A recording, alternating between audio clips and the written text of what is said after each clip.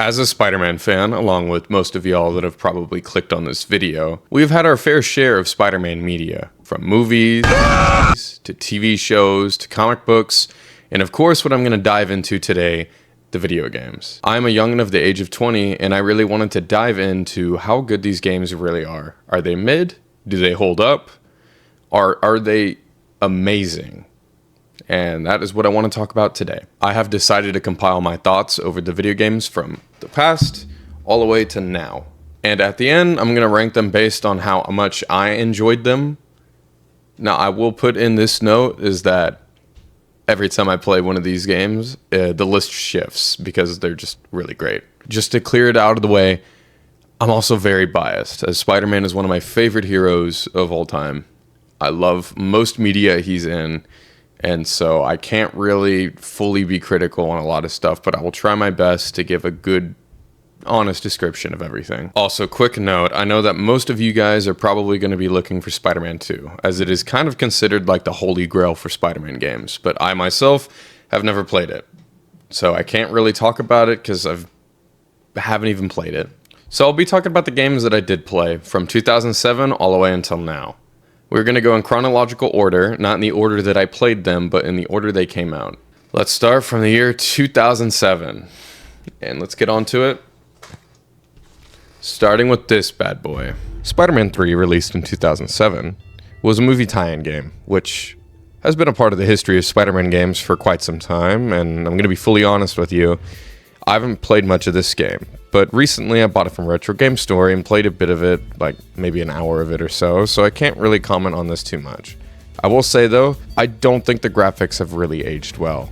All the models look like clay figures and it's kind of funny and they feel this uncanny valley, and you know, it really leans into how much meme material you can find online. Again, the uncanny face model of the characters and their exaggerated expressions really just nail it in. It's great.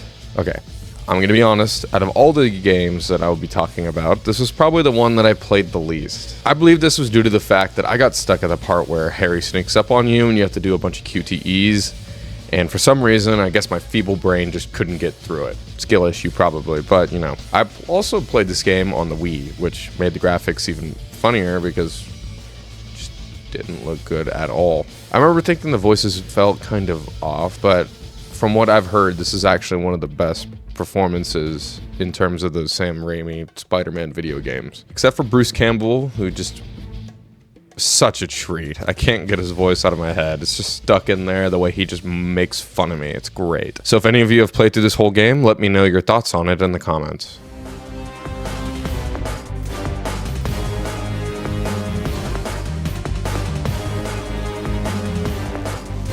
Also, a game I played for the Wii. I'm sorry, yes, I was a Nintendo kid, if that wasn't evident from my last video. Anyway, this game is a little hard to remember, but I remember liking playing this with my sister and my older cousin. The gameplay is pretty bare bones, just fighting in different locations, sometimes feeling very repetitive, and I don't remember too many differences between the levels. In this Spider-Man story, Spider-Man is rescued by S.H.I.E.L.D., who informs him that a meteor has landed in various locations around the globe.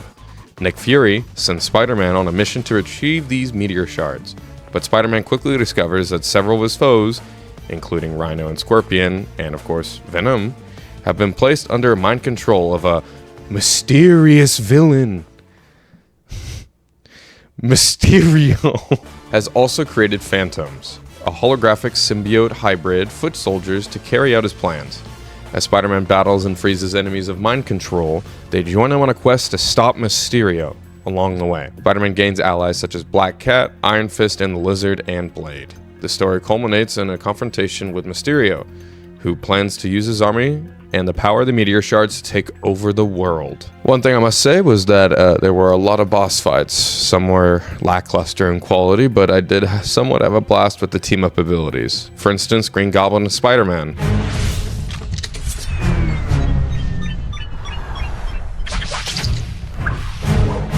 I remember thinking it was super cool having Green Goblin throw up those pumpkin bombs and having Spider-Man web them up and whip them around just to throw them at the ground.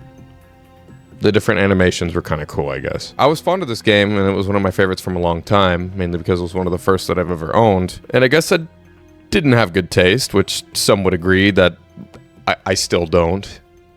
Anyway, it was an alright game.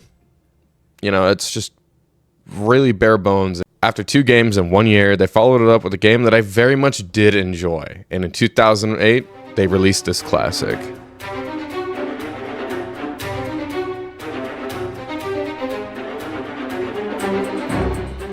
In this Spider-Man game, New York City is infested with symbiotes, and Spider-Man's search for Mary Jane leads him to a confrontation with Venom, resulting in him gaining the powerful symbiote suit as he uncovers a gang war between the Rolling Sevens and the Park Avenues, orchestrated by Kingpin. Spider-Man's actions, ranging from taking down gang members to battling symbiote-controlled civilians, force him to take the moral decisions that impact his relationships and the city's fate. Alongside heroes like Luke Cage, Wolverine, and Moon Knight, Spider-Man faces a major choice: destroy the symbiote or embrace its power.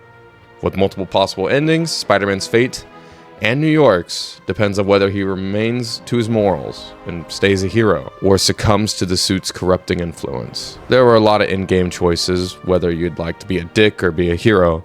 Most of them have an effect on certain cutscenes, whether you'd like to utilize a symbiote and use violence, or whether you would like to have a more diplomatic or kinder solution, more altruistic. I remember having a friend throw cars at a bunch of pedestrians and he'd just laugh maniacally, and I still remember being mortified when Peter rips Logan in half.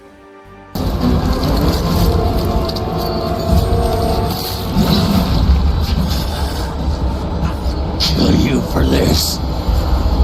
I'm gonna put some dirt in your eye. Holy shit, the combat is incredible.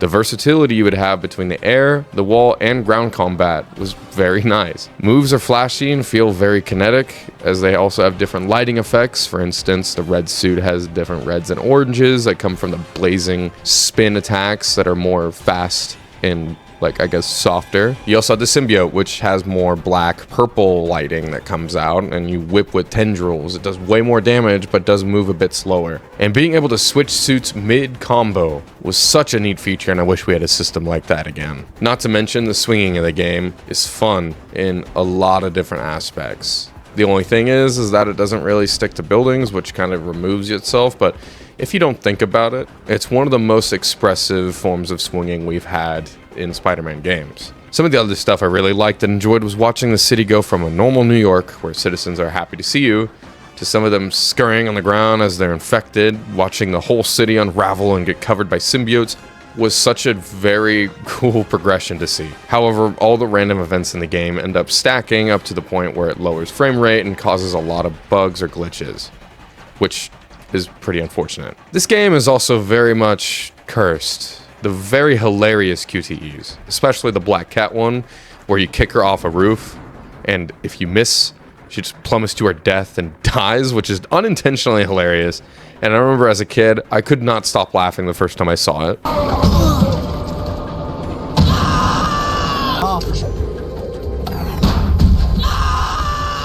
I really liked this game. I still remember having a copy of it, losing it, and I bought another one, and I still own it. So now for the Xbox 360. It's a lot of fun. I really like this game. So, Shattered Dimensions next.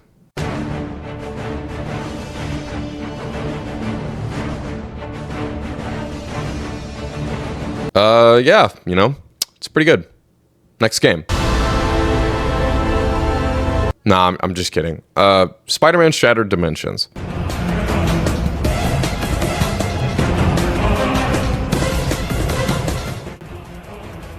I think Shattered Dimensions is one of the coolest games by far. It has you play as 4 different Spider-Men from other universes. This is one of the first times I'd ever learned or heard about parallel universes, as there are three Peter Parkers and a Miguel O'Hara to play with. Each of these 4 Spider-Men have distinct art styles. You have Amazing, where it looks like it was ripped straight out of a comic book. His combat is extravagant as he punches and eventually uses webbing and things like a giant hammer or a spike ball, or even just ripping fucking concrete out of the ground to just smash a guy's head in. Then we have Noir. If you've seen Spider-Verse, you'll know him, but essentially, he's a Peter set in New York in the 1930s. His levels are primarily stealth-based, where you go around sneaking around a dark version of New York, taking down henchmen of bosses and freeing hostages. It has little to no lighting, and it is a very pleasing aesthetic, as all the villains have some of the best models and that are very fitting for the universe, namely Norman Osborn and the Vulture. Ultimate has symbiote combat, using his tendrils to attack enemies and more of a crowd control sequence, especially when he has his rage mode. The Ultimate Universe has some great set pieces with some grand scale ideas like surfing a cruise ship or fucking running away from the helicarrier as it crashes into another one. And it also has very nice, vibrant colors to fit the tone of this more juvenile of all the Spider-Man. 2099 has a futuristic Neo City aesthetic. He's fast and can zip around and he teleports to fight people. And he also uses his abilities to slow time to avoid attacks, and he also has some crazy freefall segments. The voice acting in this game is also good as well. It has a lot of voice actors of Spider-Man cartoons. For instance, Josh Keaton from Spectacular, Christopher Daniel Barnes from the 90s animated show, Neil Patrick Harris from the MTV New Spider-Man show, and Dan Gilvezan Spider-Man 2099 from Spider-Man and His Amazing Friends. Each level is a boss and it has different set pieces, and you get to see different parts of the world that they inhabit. The story is about Mysterio robbing a bank, in which Spidey stops him as he ends up fragmenting the tablet of order and chaos into pieces that travel through time and space. Madam Web gets the 4 Spideys who had the fragmented pieces land in their dimensions, and with their help, they all try to assemble them before time and their dimensions fall apart. After stopping some baddies, the assembled tablet is given to Mysterio, who utilizes it to its full power. Eventually, all 4 Spider-Men have to work together to stop him. They save the universes and the Web of Destiny, and I think the music is also pretty incredible in this game. Very good game. A year after this, they pumped out the spiritual successor to it, which I'm a big fan of, even though a lot of people don't like it, but we have.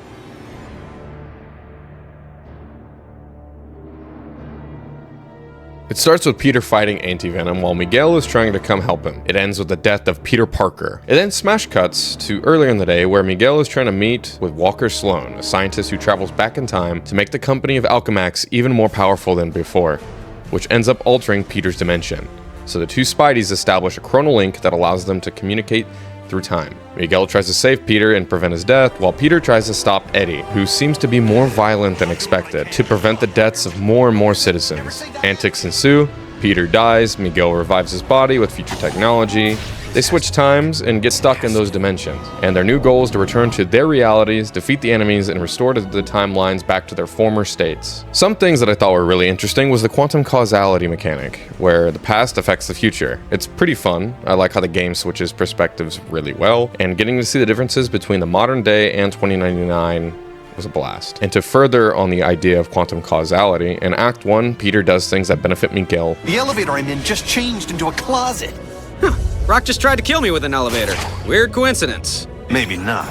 Wait, what? Something I did here had an effect on you in 2099? That's impossible. Well, theoretically, it's not. The idea is called quantum causality. The 2 gateways created a link between our times. Like a wormhole through the 4th dimension. Right. Normally, changing the past just creates an alternate timeline. But thanks to the wormhole, what you do there affects my time, and vice versa. So I can change things here, now, that can immediately change things in the future? That's amazing. Spectacular, even.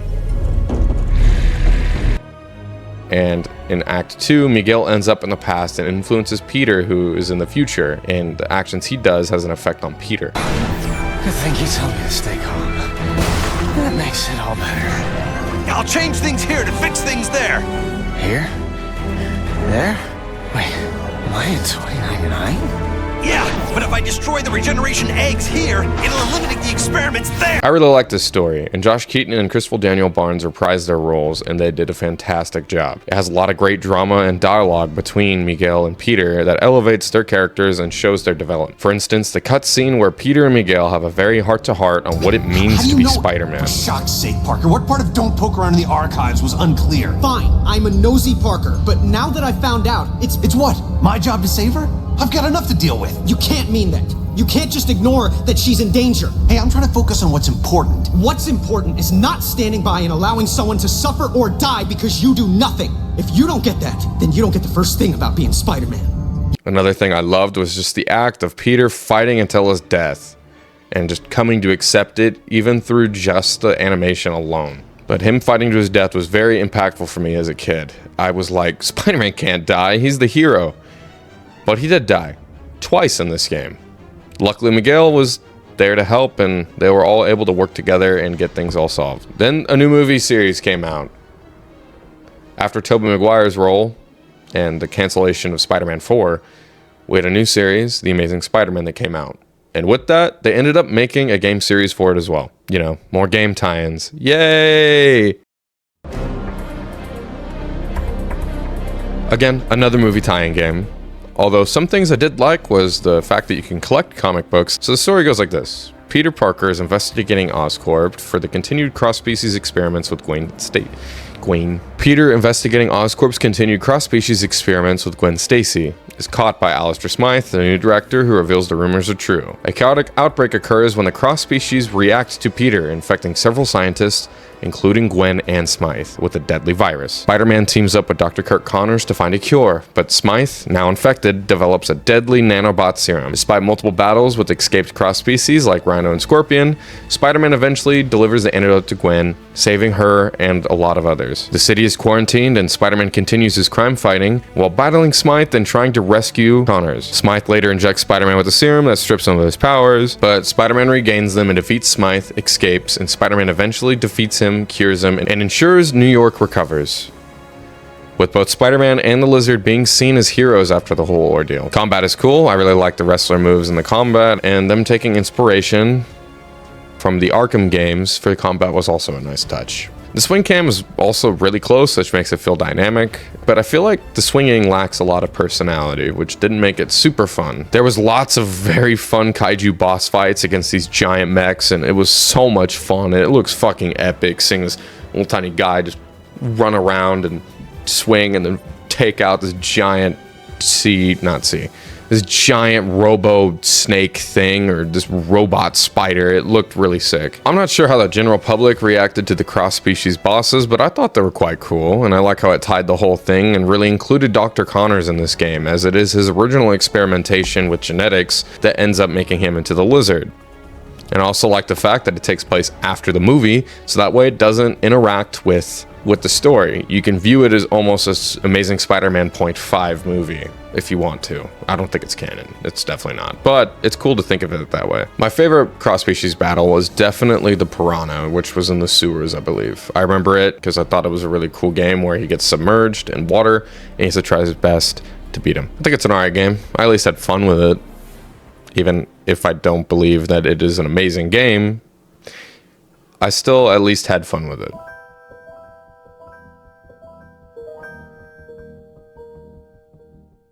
In this Spider-Man story, Peter Parker is driven by the death of his Uncle Ben, who continues his fight against crime and searches for Dennis Carradine, his uncle's killer in this story, only to discover Carradine was murdered by Carnage Killer. As Spider-Man investigates, he encounters new threats, including the Russian mob and Max Dillon, who eventually becomes Electro in the game.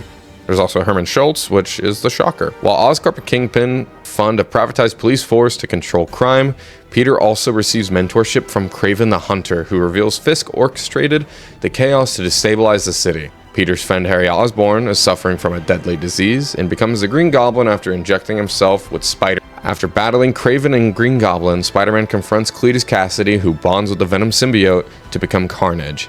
Spider-Man defeats Carnage, reaffirming his moral stance against killing, and the story concludes with Peter finding peace with his uncle's legacy, while Kingpin plots his next move, setting up future conflicts, which we'll never get to player experience, ever, because the movie series is done, so they're not going to make a new game. Yay. Not really much to say. It was at least somewhat enjoyable, I think slightly less than the first game, but it was hard waiting through the... Calm down. It was hard waiting through the loading times. They are abysmal, especially in the Xbox 360, which I played this game on. I like the fact that Cletus got to Carradine before Peter was able to apprehend him, which links him with Peter as he wants to figure out what's going on more so. He has more stake in it. I remember running into a lot of bugs, which, while comical, would also cause some frustration, where I would have to reload a boss and restart the whole thing. One instance, I don't have any footage of this, but Kingpin getting stuck in a wall and just continuing to run. Or the seismic webbing effect that you use and you get from Shocker just kind of lingering. So he's just walking around with these like little orbs around his hand. And I also tried looking for it, but there was a really funny glitch where the traffic got piled up and started flinging cars everywhere while I was swinging around. A lot of fun. Other than that, they updated the swinging and it got improved slightly, making the web shooters correspond to the triggers. So left hand, left trigger, right hand, right trigger. And it also stuck to buildings too, which I thought was a really cool feature because I never played Spider-Man 2, and every other game before that did not connect to buildings. They also have a morality scale. Save people and make sure you get your job done. You do good deeds. That raises the bar up. You fail to save people or don't respond to crimes, it goes down. And the world kind of interacts with it in a very light way. If you are in the blue bar, high end, people are like, whoa, it's Spider-Man, this is really cool. The second you drop into the red zone, these giant little fucking drones try to come in and kill you. And also people start bad-mouthing you, and J. Jonah Jameson makes fun of you. But of course, it's an okay game. I do prefer the first game with a slight edge, but that's mainly because I felt like that had a lot more flair. You know, fighting the kaijus was a really cool thing, I thought. And the story was a bit more intriguing to me. The gameplay mechanics of this game perform far better than the last one, but it's a weird game for the fact that it was the last movie tie-in game we got, and it also came out before. The best Spidey game we've gotten for a very long time. Anyway, I'm me, just chilling out. So I'm going to take a break and talk about the mobile game that I played.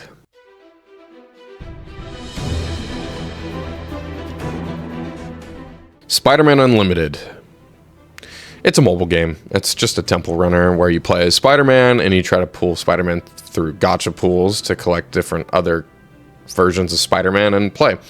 I didn't have a lot of money to get extra Spider-Man, but I thought it was a fun concept, and if I actually had money, I probably would have loved it way more. I would have been introduced to a lot of different characters. However, I did not like the fact that you had energy levels. The fact that you had to spend them and you'd have to wait to get it renewed. I want to play the game. Just let me play the game. Anyway, let's fast forward a little bit. The year is 2018. The rights to Spider-Man games had ended with Beanox, and instead, production for a new game had been given to a game company called Insomniac. You are eagerly waiting for the next game. You go online, and people are angry about puddles and reflection physics, but you are still so hyped to play the game after years and years of teasing. And after a couple years of waiting, we're finally given a new game on September 7th, 2018. But how would it perform? The answer is very well.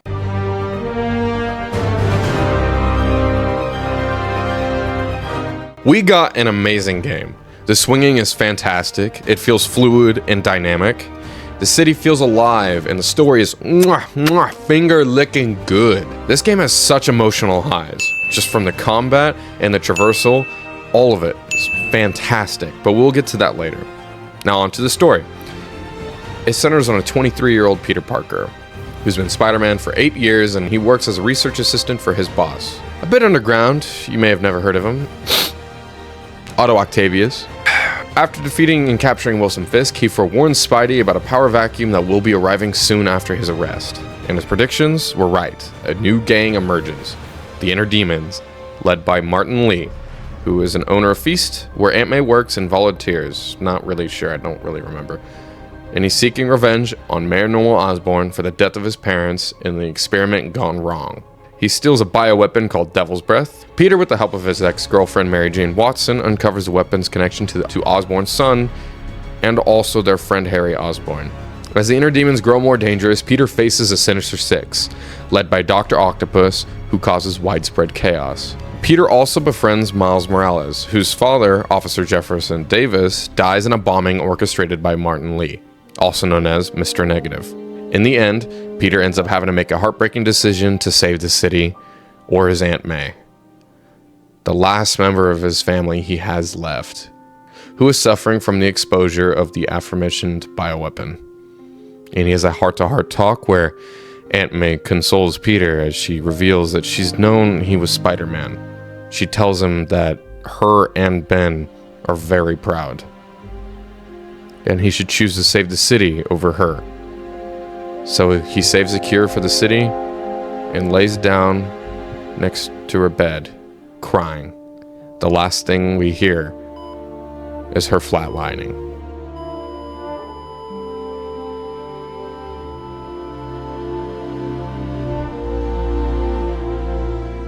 Peter and Mary Jane start to rebuild their friendship while Miles discovers his own powers forming after his own spider bite.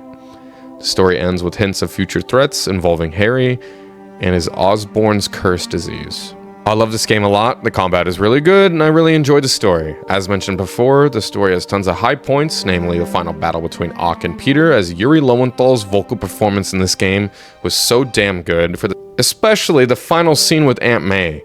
I'm not ashamed to admit that I bawled like a baby the first time I played this game, and even on subsequent playthroughs, I still even had a tear or two come out. Usually more than two.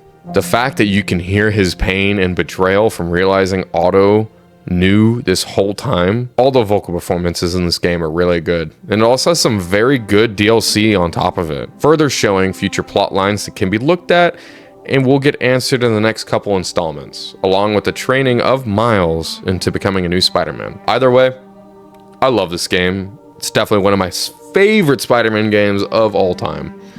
It's fantastic. On to the next one.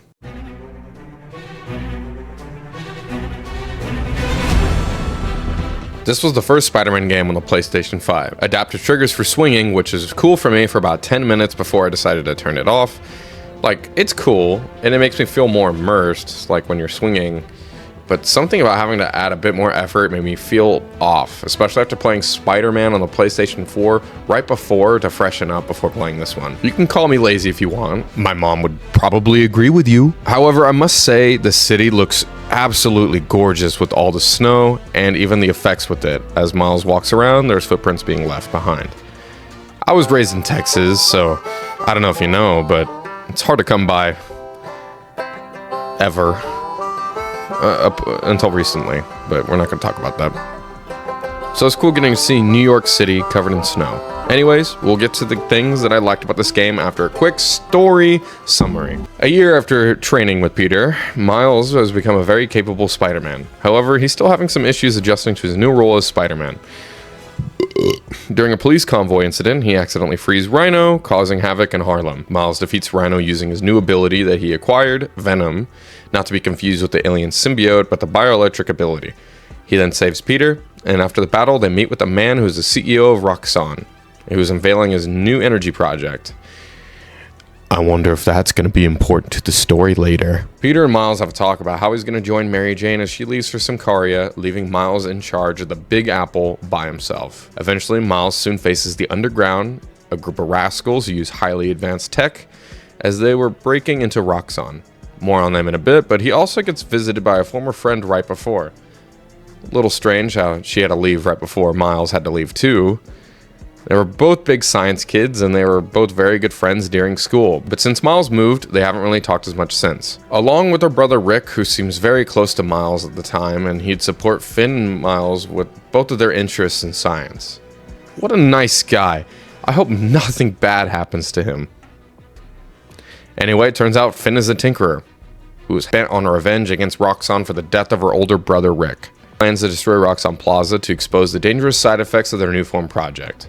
Miles and Finn's friendship deteriorates as he betrays Finn's trust and reveals his Spider-Man identity. He also figures out his Uncle Aaron is secretly the Prowler, who is also working for Roxxon. In the final confrontation, Finn's plan to destroy the new form reactor to get vengeance succeeds. It was going to harm a lot of people through the expected explosion, but Miles absorbs the new form with his new Venom abilities, but it's too much power to contain. So it's going to release, and he won't get away in time to prevent the explosion from impacting the citizens and destroying the city. So Finn ultimately decides to sacrifice herself by using her tech to get them so high into the air to avoid damaging nearby buildings and civilians. Despite saving Harlem, Finn dies in the explosion, and a group of citizens vow to keep Miles' identity a secret as he finally gets welcomed as his own Spider-Man and also has an identity in his new home of Harlem. 4 weeks later, Roxxon faces legal consequences, and Aaron turns himself in. Peter returns, proud of Miles' growth, and the two Spider-Men prepare to fight their fight against crime together. In the mid-credits scene, Norman orders Dr. Connors to release his son Harry from the stasis pod. And in the post-credit, Miles visits Trinity Church to leave their award in Finn's memory. Like all Insomniac games, this one was very good. As mentioned before, first game made for the PlayStation 5, and it utilizes it to its best ability. The weather and city look amazing. Miles' swinging in this game is basically perfect. His unique movements add a lot of character and charm as we are watching an inexperienced Miles have fun with being Spider-Man, while the swinging differs from Peter, who's more experienced and is more dancer-esque, almost like routined, with trained, almost more fluid movements, and both feel great. But I will say it's a lot more fun swinging as Miles. Combined with the combat of the new upgradable Venom abilities makes you really feel great while punching criminals and sending them flying.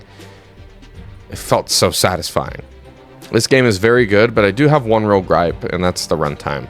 And would have really benefited from a couple to a few extra hours of gameplay to develop and further on the relationships of the characters more than just the brief times we all got with them. I love Miles and Aaron's dynamic in Spider-Verse, and it feels like his relationship with his uncle wasn't very touched on in this game, and he's not even mentioned in the first one, to my knowledge.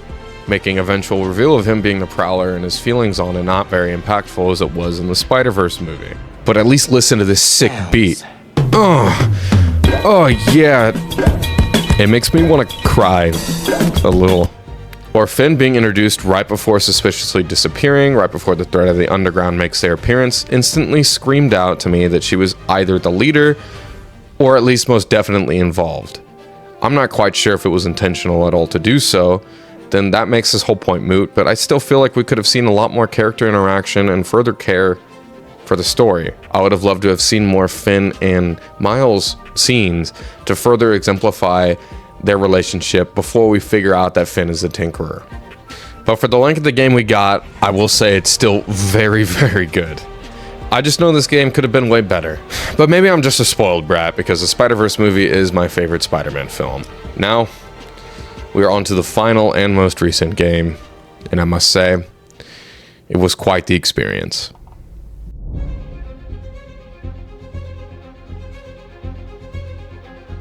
In this story, Peter Parker is in his first day as a teacher at Miles Morales' school, after an attack by Flint Marko in Manhattan interrupts his class, so he and Miles end up ditching the school to go stop him.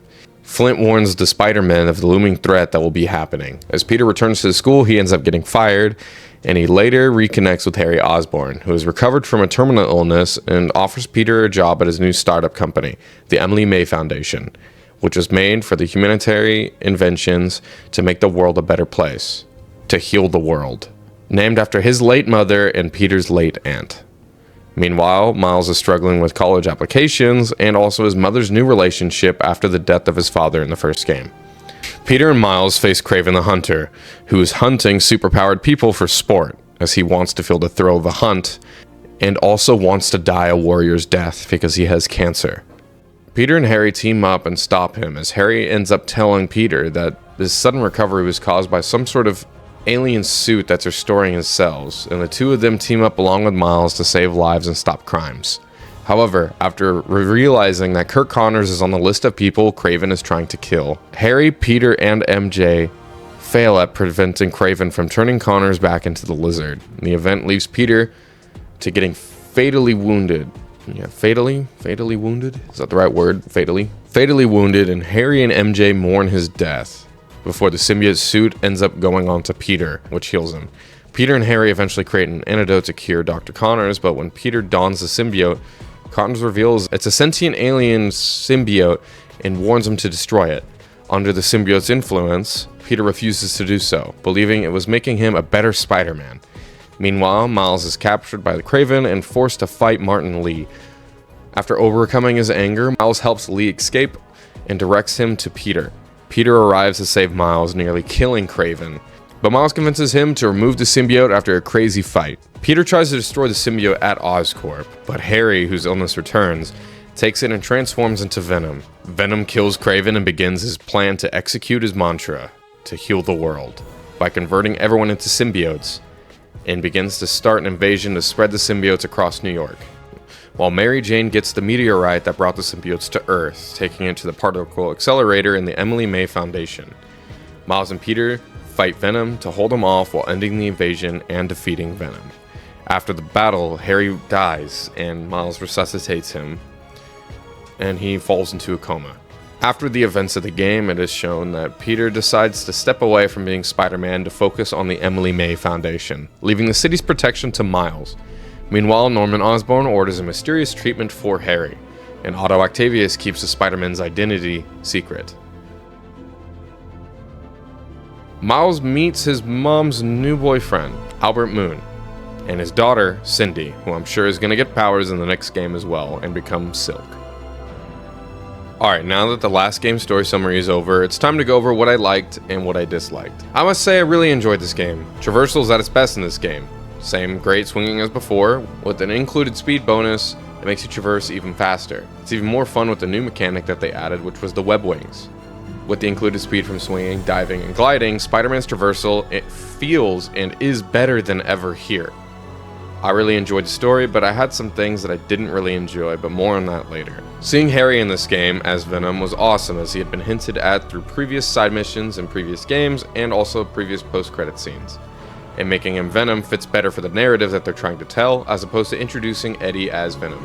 I also really enjoyed the final battle, the fact how it genuinely feels like a shonen battle with the mid-fight dialogue, with dual punches as well. It was so fucking hype. And the segment of the game where you're playing as Mary Jane, running while possessed Peter tries to kill her, was also very cool. They also expanded the map to include Queens and Brooklyn, which was a good idea as it's more places to explore and traverse, especially with the faster, more dynamic movement. However, there's also some things that I didn't quite like, and it has to do with the same issue that I had with the previous game, and that is length. I feel like it should have been longer to flesh out a lot of different things. A lot of stuff feels very underutilized, like the descent of Peter, the world's reactions to him, and his new ruthlessness, or having more time for Venom himself. There's very little interaction, and it feels like they really forced him in the story to drive in game sales. Yeah, I would have loved to have fought Venom in the city, wrecking through buildings and destroying it on the same scale as a Sandman fight, having Peter rescue civilians in the onslaught as well. And I wanted to see more consequences for Peter's actions. Or another point would be the last act. Once the city gets taken over by symbiotes, it's very akin to Web of Shadows, however, it is short-lived. I would have liked to have seen more of a takeover, and have seen more of the characters feel utterly impacted, some of the side characters getting taken over, like Rio, or Uncle Aaron, or even Osborn. I feel like there could have been way more to the end. Maybe I'm stealing ideas from Web of Shadows, but maybe even having past villains to try and stop the spread, further developing their arcs as characters.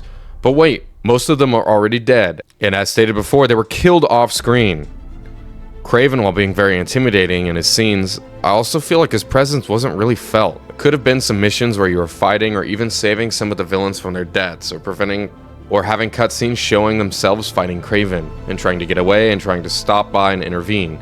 And while the combat is fluid and great, I really do miss the gadgets from the first Spider-Man game. And instead, we get more spider arms, which I'm not a super big fan of. Some are, and if you are, that's awesome, but I'm just not. These are some of the main critiques I have over the game, and I'm not a game reviewer, and I'm also not a game developer or a game writer. It was overall a very great game. It just has issues much like every Spider-Man game on this list, and really all media in general. And now the moment you've been waiting for, my numbered list for how much I enjoy these games currently. Number 11, we have Spider-Man Friend or Foe. Then for number 10, we have Spider-Man 3. Number 9, Amazing Spider-Man 2. Number 8, Spider-Man Unlimited. Number 7, Amazing Spider-Man. Number 6, Web of Shadows. Number 5, Edge of Time. Number 4, Miles Morales. Number 3, Spider-Man 2. Number 2, Marvel's Spider-Man. I know it's a hot take, as anything Spider-Man related can be, but the game I enjoyed the most growing up and still love going back to every couple of years was definitely Shattered Dimensions. I love linear levels, even if there's no free roam or great swinging mechanics like in Web of Shadows or the Insomniac games. I still love the level design, and I feel like having individual levels where there's a lot of pretty locations and set design and a lot of work put into the environments that early games that were grander in scale tended to skimp out on. A variety in levels and its locations and fun cinematic sections is a great touch. When you fight Kraven, there's a whole section of the level where you play from his perspective as he aims down a rifle. You are visible through his scope, and you try to avoid his rifle shots and even use it to make new pathways. I believe this is one of the few games where you play through his second-person perspective, which is also pretty neat. There's tons of super neat sequences, such as avoiding tidal waves and zipping across a cruise ship and surfing on it to meet up with Deadpool, or falling through the sky while hovercars are zooming by, or even sneaking around a dark carnival while fireworks illuminate your hiding spots, were all super exhilarating and such fun concepts for level design. But some of these levels are absolutely phenomenal. The Deadpool level for Ultimate and the Goblin for Noir are both stunning and are my favorites in the game. I also just love hearing Stan Lee. He delivers some great narration, and hearing his voice just makes me so damn happy. I loved the music, as each level gets a villain theme that gets more intense as the level progresses. That plays in the background. While it doesn't hit the emotional beats of other games, Aunt May, I love the aesthetic of this game. It also served to me as an introduction to the Spider-Verse. I believe made a key part in the Spider-Verse concept of alternate dimensions, as different heroes have taken on the moniker of Spider-Man, like Miguel O'Hara, Miles Morales, Gwen, Pav, and Penny Parker. I'm so glad we had gotten introduced to these extra characters through variations of Spider-Man. I thought it was such a cool and fun concept to play around with, especially since each dimension has its own unique art style. I'm a sucker for Josh Keaton, and I watched all of Spectacular Spider-Man, including the behind the scenes for Shattered Dimensions and Edge of Time, just to get more of him, and he's truly fantastic as a voice actor. And while the sequel wasn't as impactful, I loved Edge of Time for how rich the story was and character moments. For me, anyway. However, I'm getting off track. Shattered Dimensions is a really good game, and even though I believe there are better games on this list, it doesn't have the swinging or amazing combat of the Insomniac games. This is still the one that I loved the most growing up. And if you've never played it, you should definitely try it out for yourself. But the main question is, do I think that these games are mid?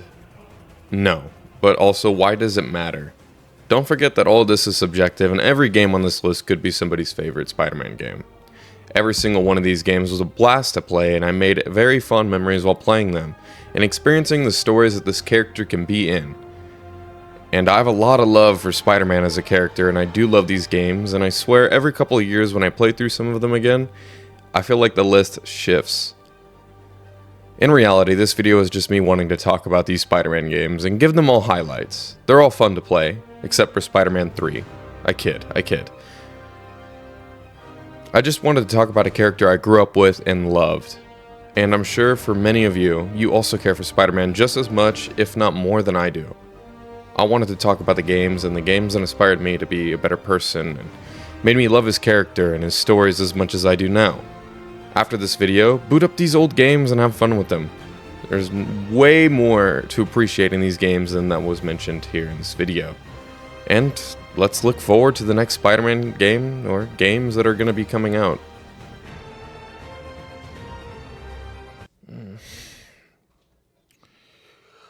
It's 5 a.m. Finally finished the video.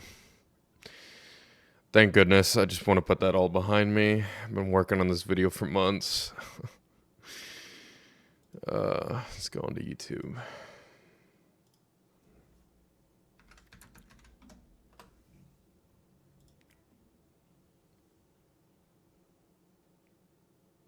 What's that? Are you serious? I played every Spider-Man game ever made? What the f- Hey guys, yes, it's still, well, it's 5:30 now, but yeah, no, crazy ride. This video has been a long time coming. I'm super excited to work on a new project. Hopefully this one won't take as long. I'm going to be doing it over one game, which should make it way easier to get footage and stuff. So yeah, no more crazy big projects for a little bit. I want to make more consistent uploads. If you did, however, if you did enjoy the video, please leave a like and comment. That would be wonderful. And maybe subscribing. Probably killed about 8 million brain cells staying up trying to finish this video. So, you know, rip in the chat for so fucking stupid. Lost those brain cells for good, probably. So yeah, things been good. Been doing a lot of school, a lot of homework, doing part-time job. Got the flu and got sick for like 2 weeks. That was fun too. I don't know what you're still doing here. You probably should have clicked off by now, probably, right? But a reward for those who did stay. Check out this cool Gojo figure.